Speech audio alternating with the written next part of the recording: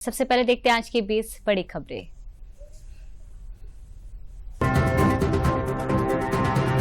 प्रधानमंत्री नरेंद्र मोदी ने आज फतेहपुर और बाराबंकी में चुनावी जनसभा को संबोधित किया। भाजपा प्रत्याशियों को लोकसभा चुनाव में जिताने की अपील के साथ ही उन्होंने विपक्षी दलों पर भी हमला बोला।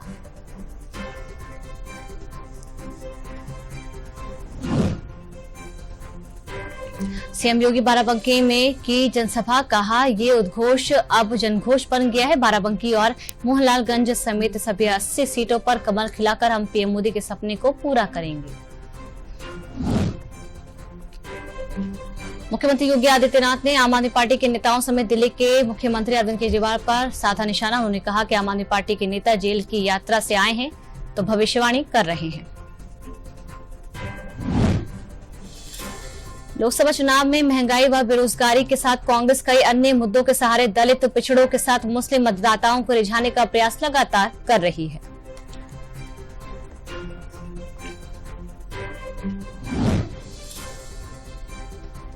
कांग्रेस महासचिव प्रियंका गांधी वाड्रा ने रायबरेली में किया रोड शो। पार्टी प्रत्याशी के समर्थन में वोट करने की अपील की।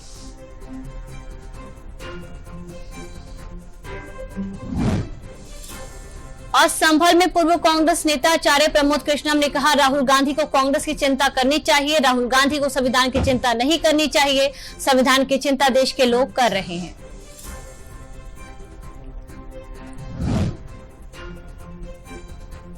और बांदा में सपा मुखिया अखिलेश यादव ने सपा प्रत्याशी के पक्ष में की चुनावी जनसभा का 10 से ज्यादा परीक्षाएं भाजपा सरकार में रद्द हो गई।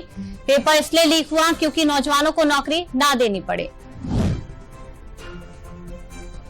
लोकसभा चुनाव में मतदान प्रतिशत बढ़ाने के प्रशासन तमाम प्रयास कर रहा है। मतदान केंद्रों को आकर्षक बनाने के लिए उनमें साज सज्जा करवाई जा रही। स्वागत द्वार और सेल्फी पॉइंट बनाकर मतदाताओं को मतदान के लिए प्रेरित किया जाएगा।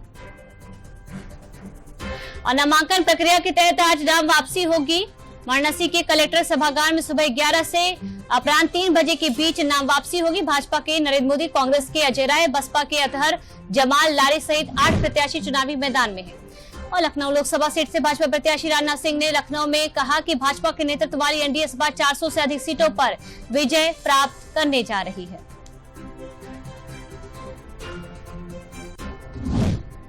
लखनऊ लोकसभा सीट से भाजपा प्रत्याशी राजनाथ सिंह के समर्थन में वरिष्ठ भाजपा नेता ए.के. शर्मा ने लखनऊ में किया जनसंपर्क, चुनावी जनसभा को किया संबोधित। और जालौन में स्वीप कार्यक्रम के तहत पारंपरिक परिधान पहनकर बैलगाड़ियों से मतदाताओं को जागरूक किया गया।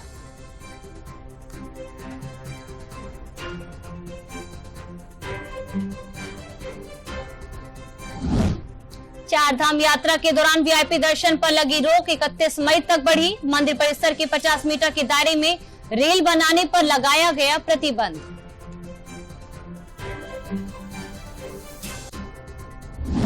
दारूल में महिलाओं के प्रवेश पूर्णतः वर्जित कर दिया गया है। प्रबंधन का कहना है कि महिलाएं और युवतियां यहां पर आकर रेल बनाती थी, जिससे छात्रों की पढ़ाई प्रभावित हो रही थी।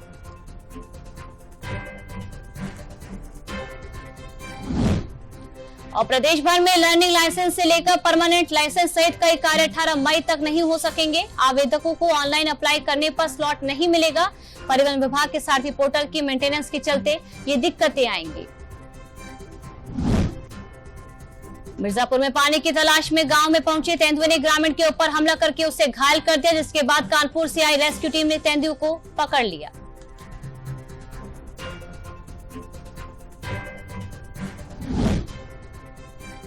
प्रदेश के अनुदानित और मान्यता प्राप्त मदरसों में अब एनसीईआरटी के पाठ्यक्रम के अनुसार प्राथमिक गणित, प्राथमिक विज्ञान, नागरिक शास्त्र और इतिहास आदि के विषयों को अनिवार्य विषय के रूप में पढ़ाया जाएगा। और बलरामपुर में मतदान के प्रति लोगों में जागरूकता लाने के लिए वोट की राखी और मतदाता आमंत्रण अभियान शुरू किया गया है। इसके माध्यम से लोगों को मतदान के प्रति जागरूक किया जा रहा है। वाराणसी में प्रचंड गर्मी ने अपना रुख दिखाना शुरू कर दिया है। ऐसे में यहां 2 दिन हीट वेव अलर्ट जारी किया गया है। डॉक्टर्स ने सतर्कता बरतने की सलाह भी दी है।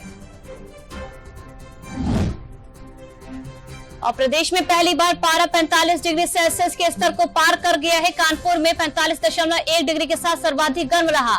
लखनऊ में भी तापमान में 1.2 डिग्री की बढ़ोतरी दर्ज हुई।